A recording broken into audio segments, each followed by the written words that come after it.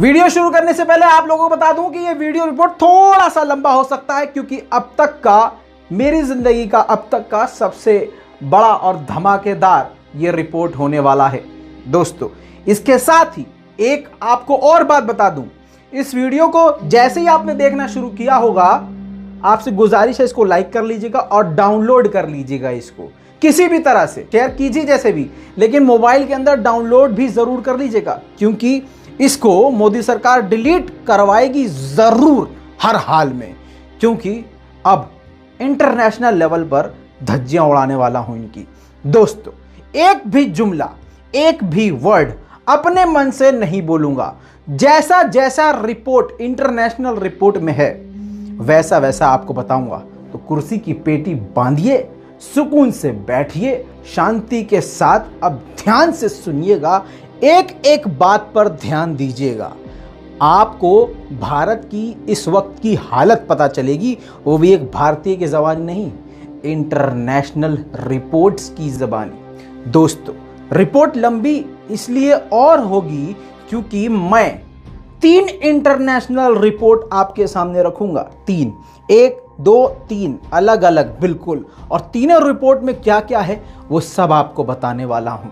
बच्चे हों, बड़े हों, बुजुर्ग हों, ध्यान से इस वीडियो को देखिएगा, सुनिएगा, समझिएगा। और पूरी देखने से पहले जैसे ही आपने ये वीडियो देखना शुरू किया है, इसको शेयर भी कर दीजिएगा। सलाम, नमस्ते, सत श्री अकाल, मैं हूं रजा और आप देख रहे हैं दोस्तों रजाग्राफी।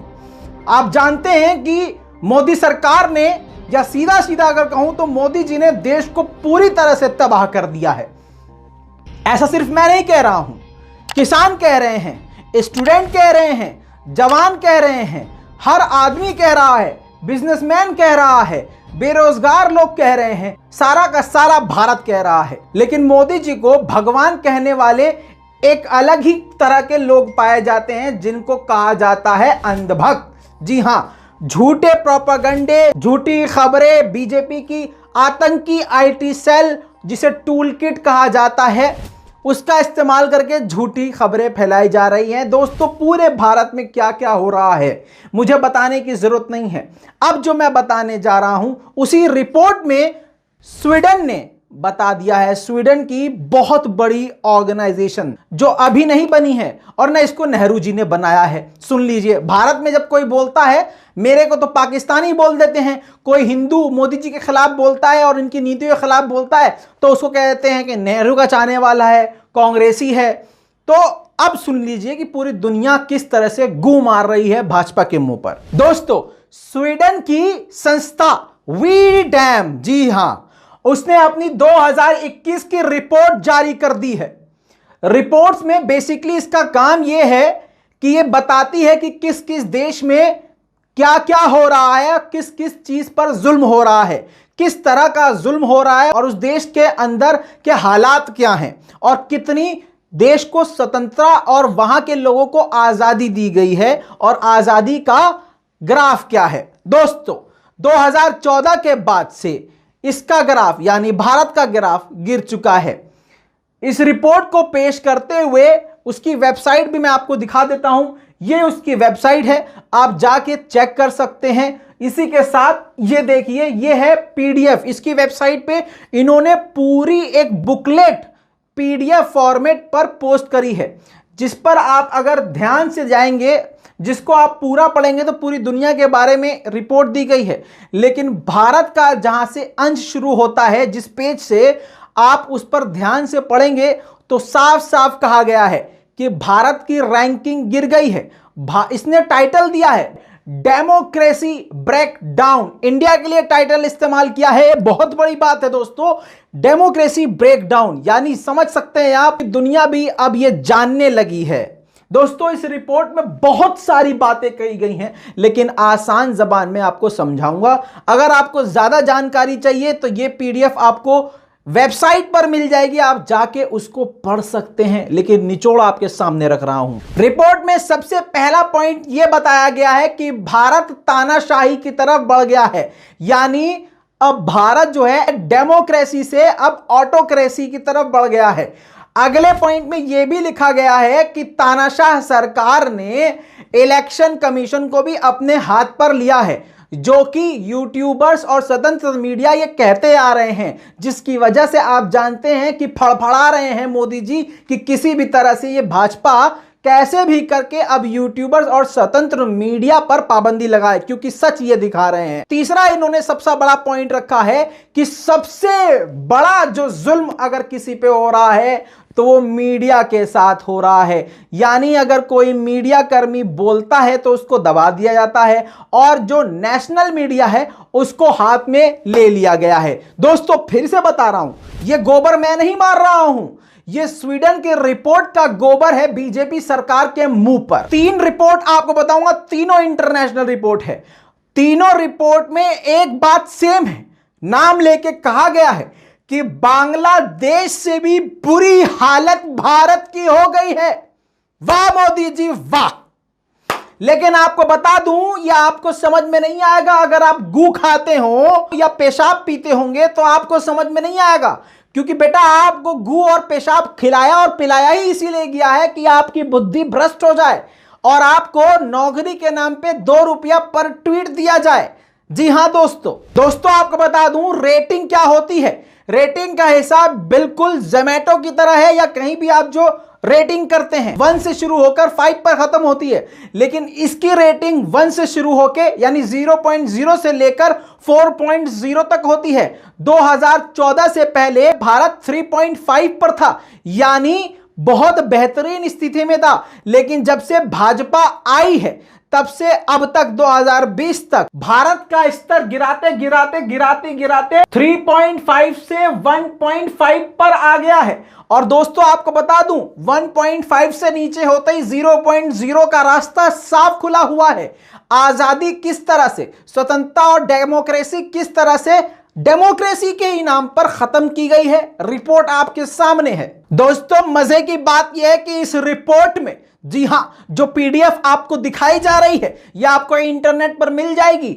इस पर यह भी कहा गया है कि सीएए के अनुसार जो भी बाहर का कहीं का भी कोई भी इलीगल व्यक्ति अगर भारत में है तो उसको भारत की नागरिकता दी जाएगी, लेकिन अगर वो मुसलमान हुआ तो उसको भारत से निकालकर फेंक दिया जाएगा या डिटेंशन कैंप में डाल दिया जाएगा। यह भी एक बहुत बड़ा मुद्दा इस रिपोर्ट में बताया गया है कि किस तरह से इंसानियत का गला बीजेपी सरकार तोड़ रही है। रिपोर्ट में दोस्तों आगे यह भी कहा गया है कि यूएपीए एक्ट 1967 का जो ये एक्ट है इसको भाजपा सरकार ने गलत इस्तेमाल करने के लिए 2019 में इसमें संशोधन किया, जिसके जरिए संशोधन करने का मकसद सिर्फ इतना था कि इस कानून का गलत उपयोग किया जाए, और किया गया। यह रिपोर्ट फिर से बता रहा हूं टट्टी पेशाब खाने वालों को, यह मेरी रिपोर्ट नहीं है,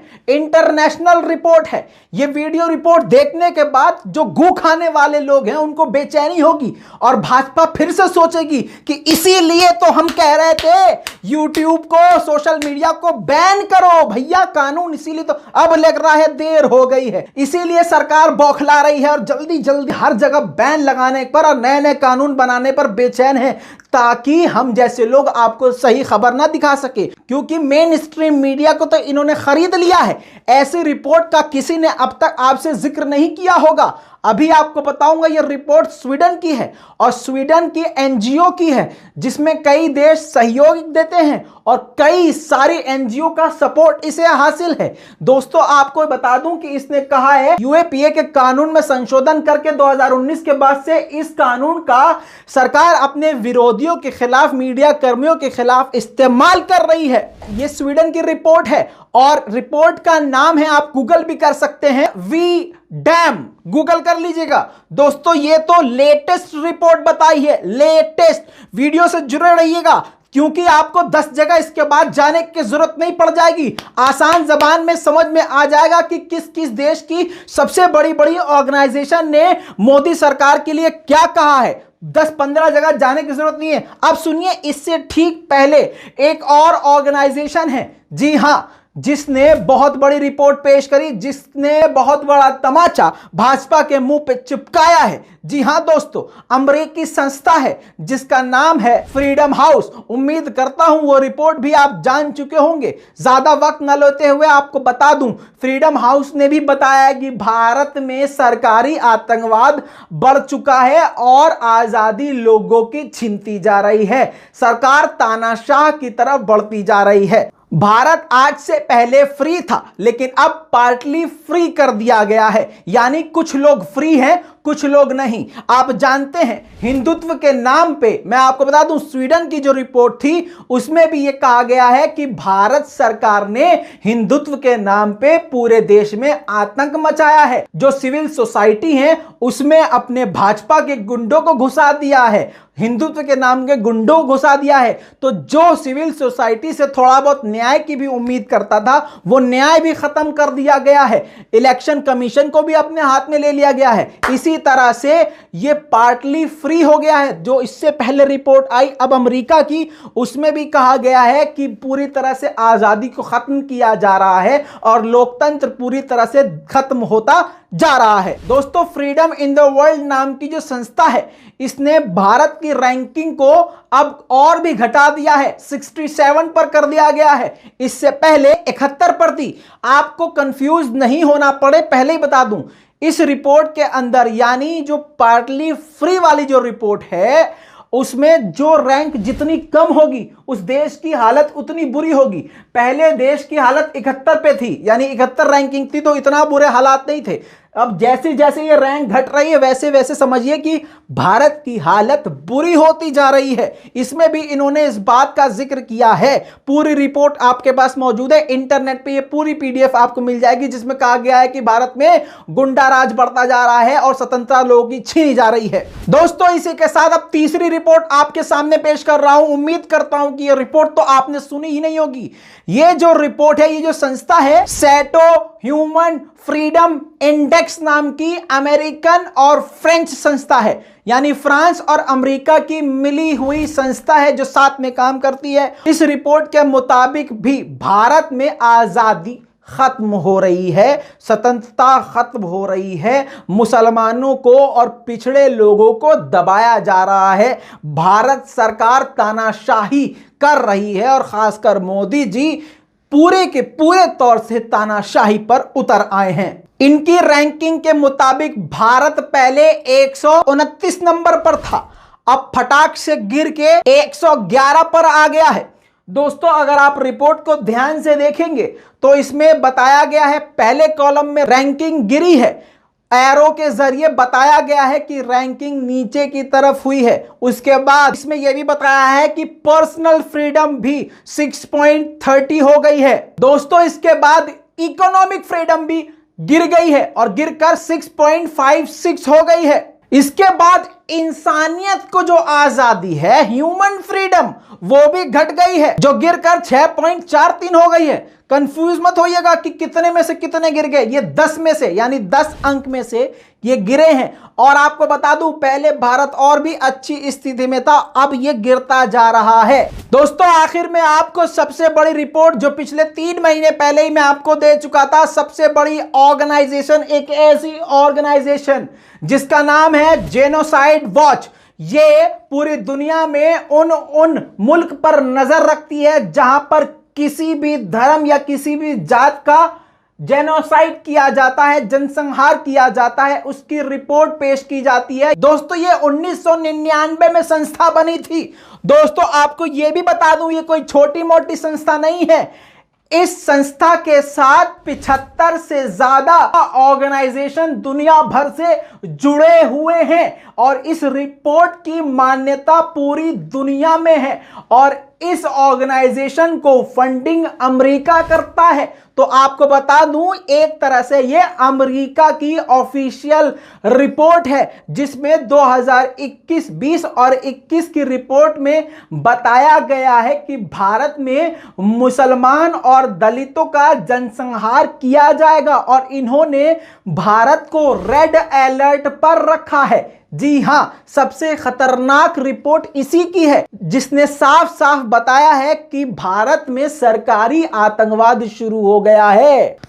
दोस्तों, अभी तक जो मैंने आपको पिछले 3 इंटरनेशनल रिपोर्ट बताई है, उन्होंने भी हिंदू संगठनों का नाम लिया है और हिंदू राष्ट्र का नाम लेते भारत में आतंक और गुंडागर्दी को बढ़ावा देने वाली सरकार बताई है। जी हां, माननीय मोदी जी ने भारत का नाम कितना ऊंचा कर दिया है, देख लीजिए। जेनोसाइड वॉच ने भी 3 महीने पहले जो लेटेस्ट रिपोर्ट जारी करी है, उसमें यह पूरा लिखा हुआ है।